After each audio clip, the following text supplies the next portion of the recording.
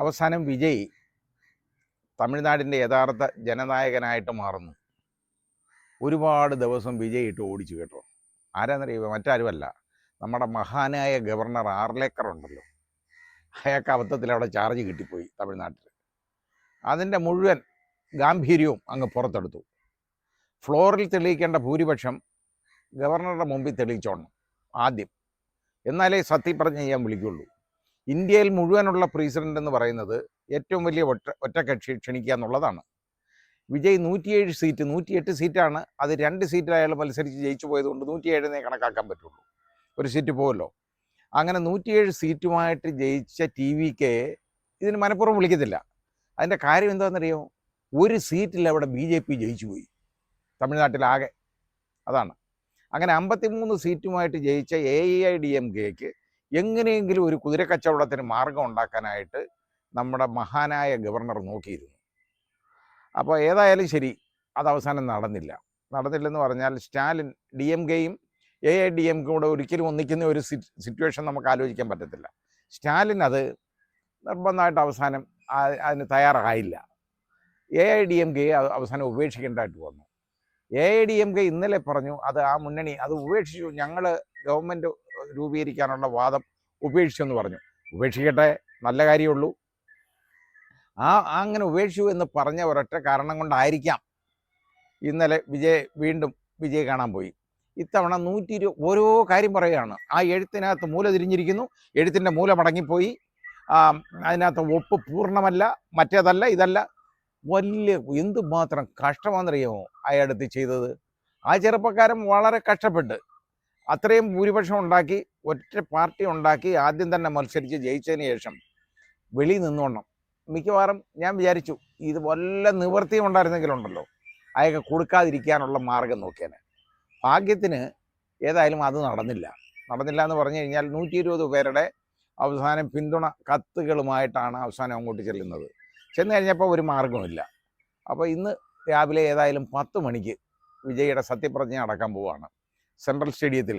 രാവിലെ മുതൽ ജനലക്ഷങ്ങൾ ഇങ്ങനെ ഒഴുകി എത്തിക്കൊണ്ടിരിക്കുകയാണ് ആ സ്റ്റേഡിയത്തിലേക്ക്. അവിടെ സൂചി കുത്താൻ സ്ഥലമില്ലാത്ത വിധത്തിലാവും. ഏറ്റവും വലിയൊരു ഫംഗ്ഷനായിട്ട് മാറും.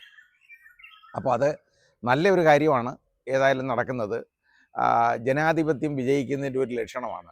ജനാധിപത്യ വ്യവസ്ഥയിൽ ഒരാൾ ജയിച്ചു കഴിഞ്ഞാൽ, അയാൾക്ക് ഒരു പാർട്ടി ജയിച്ചു കഴിഞ്ഞാൽ അവരെ അതിന് അംഗീകരിച്ചിട്ട് അവർക്ക് അതിനുള്ള സൗകര്യം, ഗവൺമെൻറ് രൂപീകരിക്കാനുള്ള സൗകര്യം കൊടുക്കുക എന്നുള്ളതിന് പകരം ചെയ്യുന്ന പണി എന്ന് പറഞ്ഞാൽ അയാളെ എങ്ങനെ രാഷ്ട്രീയമായിട്ട് കൈകാര്യം ചെയ്ത് ഉപദ്രവിക്കണം എന്നുള്ളൊരു കാഴ്ചപ്പാടാണ് ഇന്നുള്ളത്. അത് സെൻട്രൽ ഗവൺമെൻറ്റിൻ്റെ പാവയായിട്ട് മാറിയ ഗവർണർ ചെയ്ത പണി ബംഗാളിൽ ഇന്നലെ ഉണ്ടല്ലോ. അത് ഒരു കാരണവശാലും വിജയ് ഇന്നലെ സത്യപ്രതിജ്ഞ ചെയ്യരുത്. അതിൻ്റെ കാരണം ബംഗാളിലെ വൻ വിജയം ഉണ്ടല്ലോ ഇവരുടെ, അതിൻ്റെ ശോഭ കെടും. അതാണ് കാര്യം. അപ്പോൾ അതുകൊണ്ട് ഇന്നലെ എന്തായാലും സത്യപ്രതിജ്ഞ ചെയ്യാൻ സമ്മതിക്കത്തില്ല. പിന്നെ അവസാനം ഇന്ന് അതിൻ്റെ ഇടയിൽ ഗവർണർ എന്തോന്നറിയാം, ഒരു കളിയും കൂടെ. ഞാൻ ഇന്ന് രാത്രി പോവും, നാളെ രാവിലെ പോവും, ഏതായാലും ശരി ഇന്നലെ രാത്രി തന്നെ ഇത് കൊടുത്തു. വേറെ മാർഗമില്ലാത്തതുകൊണ്ട് ഇന്ന് നിൽക്കുമായിരിക്കും അവിടെ. അതോ ഇനി സമയമാകുമ്പോൾ അയാൾക്ക് പനി പിടിക്കുമെന്ന് എനിക്കറിഞ്ഞൂടാ. ചിലപ്പോൾ അങ്ങനെ വരും. സമയമാകുമ്പം ഭയങ്കര പനി, ഭീകരമായ പനി, അതുകൊണ്ട് ഗവർണർക്ക് നിവർത്തിയില്ല എന്ന് വേണമെങ്കിൽ പറഞ്ഞളയും. എന്ത് വൃത്തിയിടും കാണിക്കും. ആ രീതിയിലേക്ക് അതപ്പതിച്ചു പോയി ഈ ഗവർണർ എന്ന് പറയുന്ന സ്ഥാനം. അതായത് ഒരു സംസ്ഥാനത്തെ എങ്ങനെ ഒതുക്കണം, അതായത് അവിടെ കേന്ദ്രം ഭരിക്കുന്ന സർക്കാരിനല്ലാതെ വേറെ ആർക്കെങ്കിലും കിട്ടിപ്പോയാൽ തീർന്നു. കാരണം BJP വിജയ് വിലക്കെടുക്കാൻ ഒരുപാട് നടന്നു, ഭീഷണിപ്പെടുത്തി.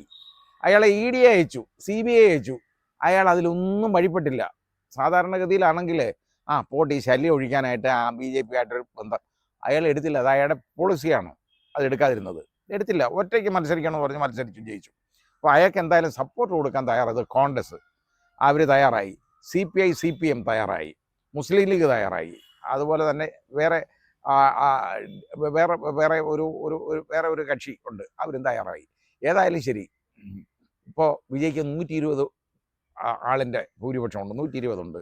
118 വേണ്ടിടത്ത് 120 ഇനിയിപ്പോൾ ഒരു സ്ഥാനം കൂടെ മത്സരിച്ച് ജയിക്കാം അവിടെ. അപ്പോൾ 121 അപ്പോൾ ഈ മന്ത്രിസഭ ഉണ്ടല്ലോ, ഇതിൻ്റെ പേടി എന്താണെന്നറിയാമോ?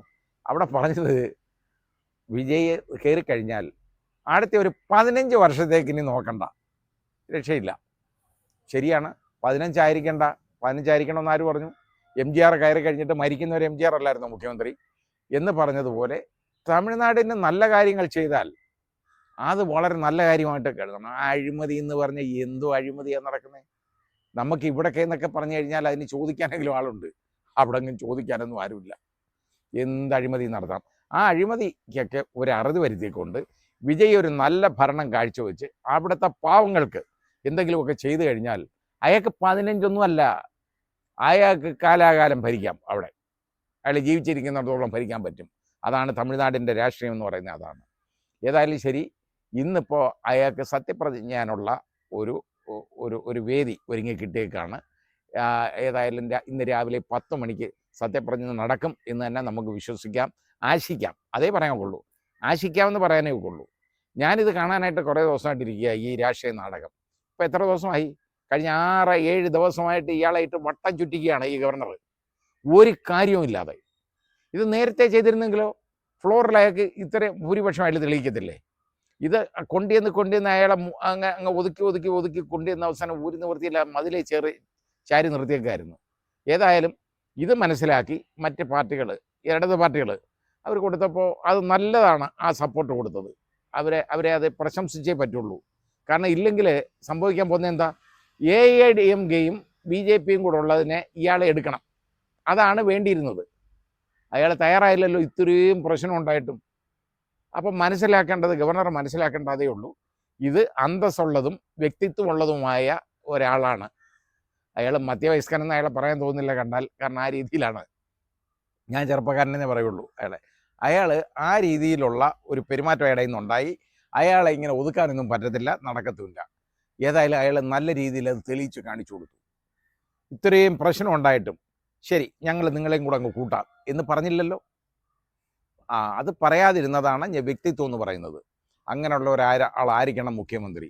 ഏതായാലും ആ സത്യപ്രതിജ്ഞ ഉണ്ടല്ലോ, വളരെ ഒരു വലിയ ചടങ്ങാണ്. അത് നമ്മുടെ ലോകം മുഴുവൻ ഉറ്റുനോക്കുന്ന ഒരു സംഭവമായിട്ട് മാറും. വളരെ നല്ലതാണ്. ഏതായാലും ജയിച്ച വിജയ്ക്ക് എല്ലാ ഭാവങ്ങളും നേരുന്നു. അതുപോലെ അയാളുടെ മുന്നണി എന്നേ പറയാൻ പറ്റുള്ളൂ. കാരണം ഇതുവരെ ഇപ്പോൾ കോൺഗ്രസ്സൊക്കെ അവിടെ ജയിക്കും. പക്ഷേ DMKയുടെ കൂടെ നിന്ന് ജയിച്ചാൽ കോൺഗ്രസിന് മന്ത്രിസഭയെ കയറ്റത്തില്ല. അതാണ് അത്. കാരണം അത് DMK മാത്രമേ ഉള്ളൂ മന്ത്രിസഭ ഉണ്ടാകുന്നത്.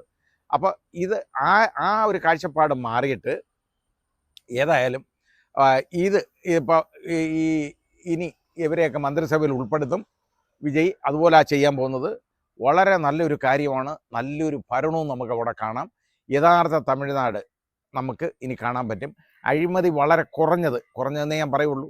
കാരണം വിജയ് അഴിമതിക്കാരനല്ലെങ്കിലും വിജയുടെ കൂടെ നിൽക്കുന്ന ആളുകളെ ഒന്നും നമുക്ക് പറയാൻ പറ്റത്തില്ല ആരാണെന്ന്. അവിടുത്തുകാരെ തന്നെ ആണല്ലോ. അപ്പോൾ ചിലപ്പോൾ അഴിമതി വളരെ കുറഞ്ഞ ഒരു സർക്കാരിനെ നമുക്ക് തമിഴ്നാട്ടിൽ ഇനി കാണാൻ പറ്റിയേക്കും. ഏതായാലും എല്ലാ ഭാവങ്ങളും നേരുന്നു.